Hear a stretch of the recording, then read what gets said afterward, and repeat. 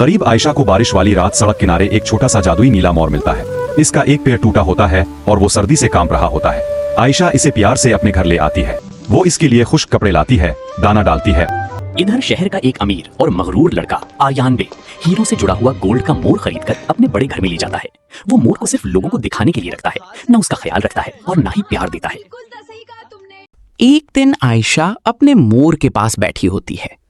डरना मत छोटे दोस्त। तुम बहुत अच्छी हो। अरे तुम बोल सकते हो? हाँ, मैं जादुई मोर हूँ। देखो मेरा हैरों वाला मोर, पूरे शहर में किसी के पास ऐसा नहीं।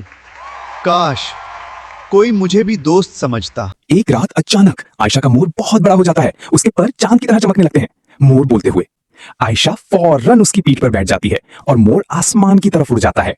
वाह, ये जगह तो ख्वाबों जैसी है। तुम जितना चाहो ले सकती हो। बाकी चीजें यहाँ की खूबसूरती हैं, इन्हें यहीं रहना चाहिए। उधर आर्यन का गोल्ड मोर भी एक दिन बहुत बड़ा हो जाता है।